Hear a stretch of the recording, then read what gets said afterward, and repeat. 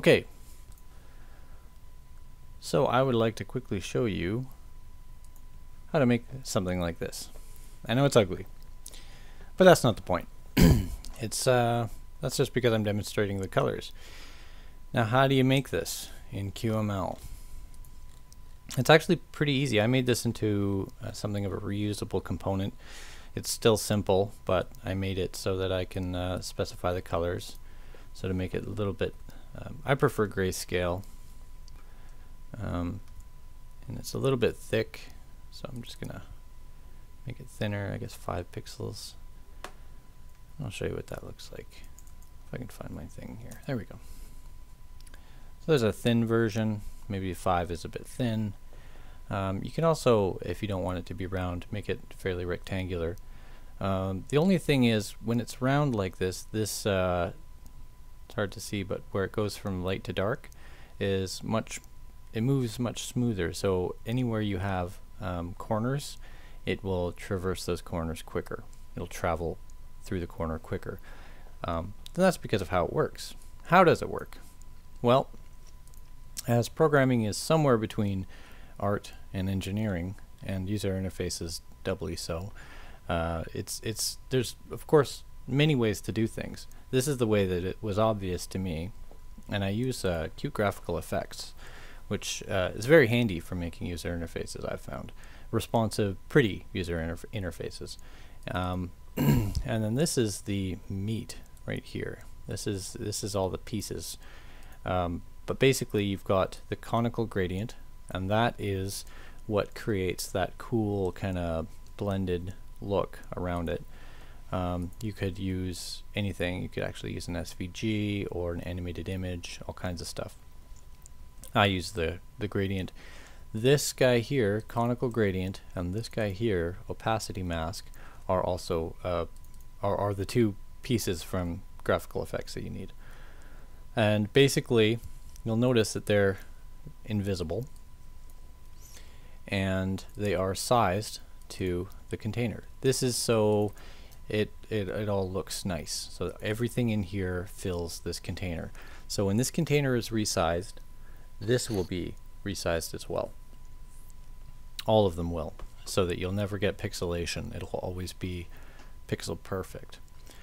Opacity mask is extremely useful, and it wasn't even available until I don't know, Qt5.1, 5.2 or something. It was in labs for a little while. I actually made a component from some sample code that I found online in a forum or something, and made my own component, and it worked for a while, but this actually does a better job because I was using a painter, and this is done with the GPU. So you need GL, well, that's with pretty much anything in Qt graphical effects. You need to have OpenGL or GLES. But basically, I take my gradient here, and that is going to be my source. So that's basically, if you think of a mask, this is what is behind the mask, and then the mask source here is a rectangle, a round rectangle with a black 5-pixel border that is transparent in the middle.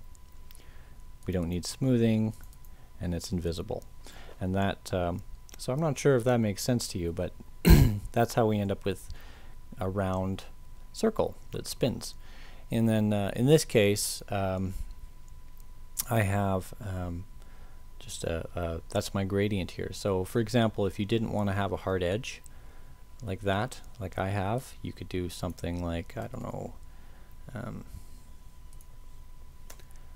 don't really code well under pressure, and I don't rehearse my videos first, so everything's working against me. But something like that might work. Let's see how that looks. There we go. So that's kind of a smooth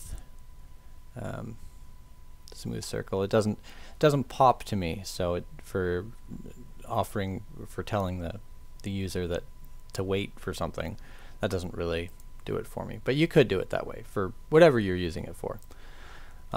Important to note again, these are, I don't know if I'm repeating myself, but these have to be invisible because we don't want them to show through. And it will render them anyway for the sake of the opacity mask, but it won't be visible to the user. And this is what actually does the work of rotating this gradient here. You see rotating gradient, is our target, rotating gradient. If the Throbber is running right here, this is an exposed property, you can turn it on or off, but it's automatically on if it's visible. I'm not even sure if you need to do that in modern QML, but back in the day of 4.8, 4.9 Qt, that was required. While it's running, we move the angle of this gradient from 0 to 360, and then it repeats. So it's looping forever. It'll take 1 second to do one full rotation. That again is configurable. It's called speed. That's not actually accurate. It should be called duration, because if you set the speed at 500, it will run twice as fast as it does right now. If you set it at 2000, it will run twice as slow, because as I said, it does one rotation in 1 second. This duration field for property animation is in milliseconds. So that is how you make an ugly little Throbber. But with a little bit of time and patience and code, you can use this technique to make a beautiful one for whatever you want. And as I say, it's not that much work. It's not that much code. Okay, thank you.